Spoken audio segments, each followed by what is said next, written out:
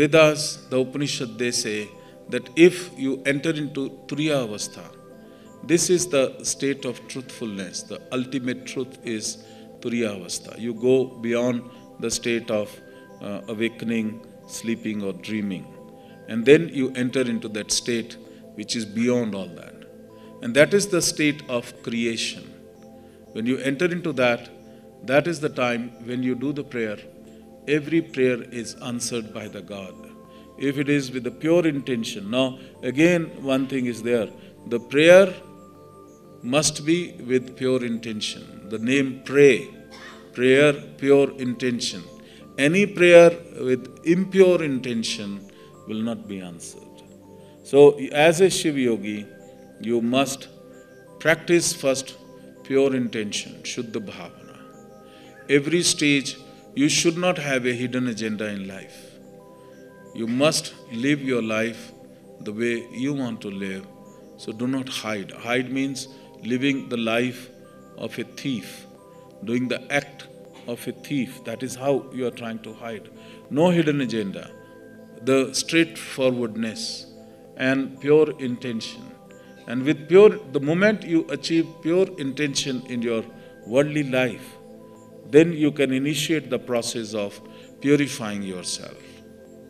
Because purification will not be initiated if your intentions are not pure. So it is absolutely important. Practice pure intention and then move on to purification, Shuddhi. Sharira Shuddhi, Prana Shuddhi, Mana Shuddhi, Tattva Shuddhi. So this is detoxification process. In your language, I am using the word detoxification. This is, I am trying to translate the teaching of Vedas in your language. So in our lineage in India, the ancient time, it was the Vedas, the Upanishad.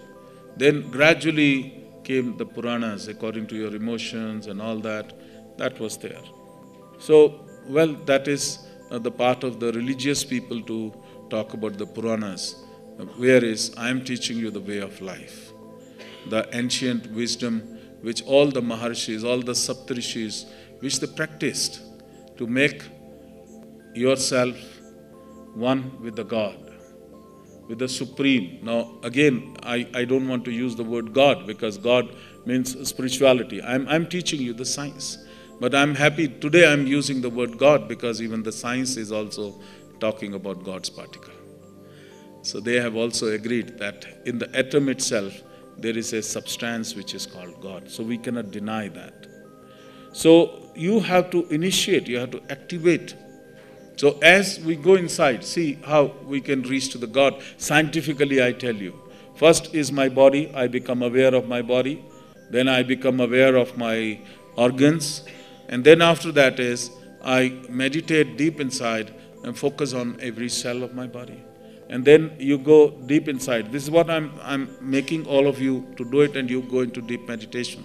Then after the cells, I take you at the atomic level. So you experience your own atoms. And then further you go deep inside. And then those atoms, you start feeling the electron, proton, neutron within you. And then you further go inside and you reach to the boson particle, that is the God particle. And that is what you are experiencing, the God, the divinity. So it is a science. It's a external, out of the body, then external word is out, you come in the body and then you do the action, whatever action you are doing. You're wearing clothes, you are meeting people, you are saying hello, you are eating, you are watching, everything is external. And then what is internal?